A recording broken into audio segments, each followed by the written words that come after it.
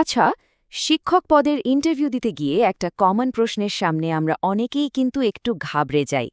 আজকের এই বিশ্লেষণে আমরা দেখব কিভাবে সেই কঠিন প্রশ্নের একটা অসাধারণ উত্তর দেয়া যায়, যা চাকরিটা নিশ্চিত করতে একটা বড় ভূমিকা রাখতে পারে। তাহলে চলুন শুরু করা যাক। তো ইন্টারভিউ বোর্ডে এমন একটা প্রশ্ন থাকেই যেটা শুনতে একদম সহজ, কিন্তু উত্তর দিতে গেলেই যত সমস্যা। সঠিক উত্তরটা জানা না থাকলে কিন্তু পুরো ইন্টারভিউয়ের মোড় ঘুরে যেতে পারে।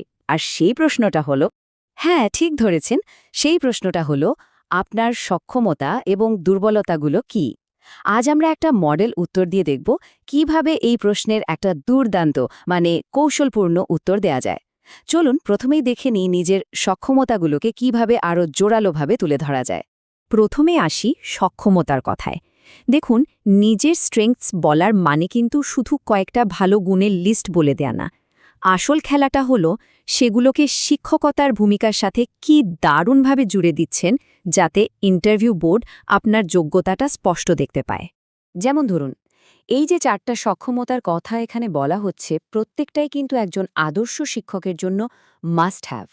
গুছিয়ে কথা বলতে পারলে ক্লাসটা ইন্টারেস্টিং হয়, সবার সাথে সহজে মিশতে পারলে অভিভাবক সহকর্মীদের সাথে সম্পর্ক ভালো থাকে, ধৈর্য ধরে শোনার গুণটা ছাত্রদের মনের কথা বুঝতে সাহায্য করে, আর বই পড়ার অভ্যাসটা তো আপনাকে সব সময় আপ টু ডেট রাখে।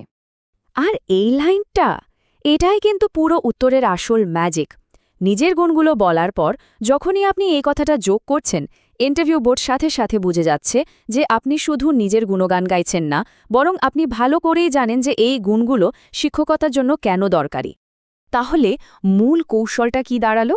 আপনার প্রত্যেকটা সক্ষমতাকে সরাসরি টিচিংয়ের সাথে কানেক্ট করতে হবে। শুধু আমি ভালো কথা বলি না বলে বলতে হবে, আমার গুছিয়ে কথা বলার দক্ষতা ছাত্রছাত্রীদের কঠিন বিষয়গুলো সহজে বুঝতে সাহায্য করবে।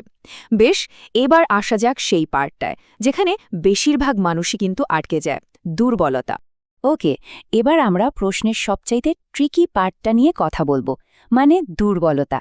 এখানে উত্তরটা এমনভাবে দিতে হবে যাতে আপনার দুর্বলতাটাই আপনার শক্তি হয়ে ওঠে। এটা কিন্তু এক কথায় একটা আর্ট। শুধু উত্তরটা একবার দেখুন, কি দারুণভাবে বলা হলো। এখানে দুর্বলতা হিসেবে এমন একটা আবেগের কথা বলা হচ্ছে যেটা আসলে একজন শিক্ষকের সবচেয়ে বড় গুণও হতে পারে। এই উত্তরে প্রার্থীর যে সংবেদনশীল মনের পরিচয় পাওয়া যাচ্ছে, সেটা ইন্টারভিউ বোর্ডের কাছে একটা দারুণ ইতিবাচক বার্তা দেয়।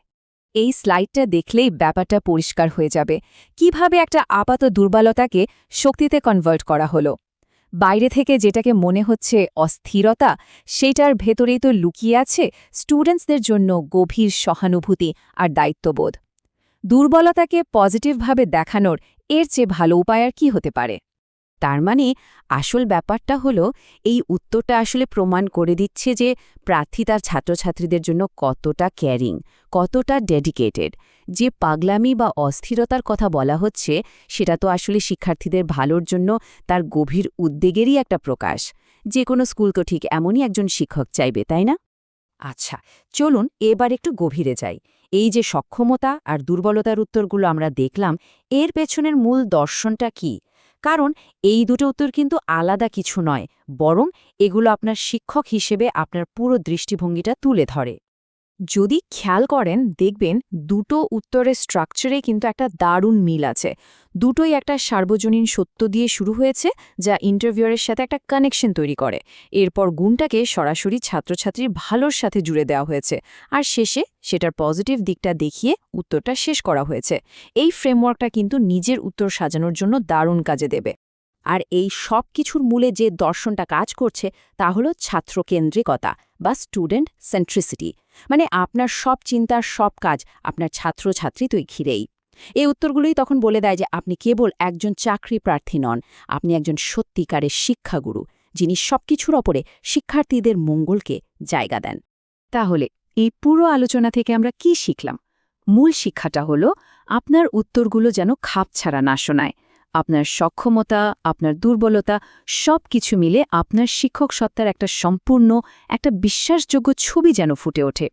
এই আলোচনা শেষে একটা প্রশ্ন সবার জন্য রেখে যাই।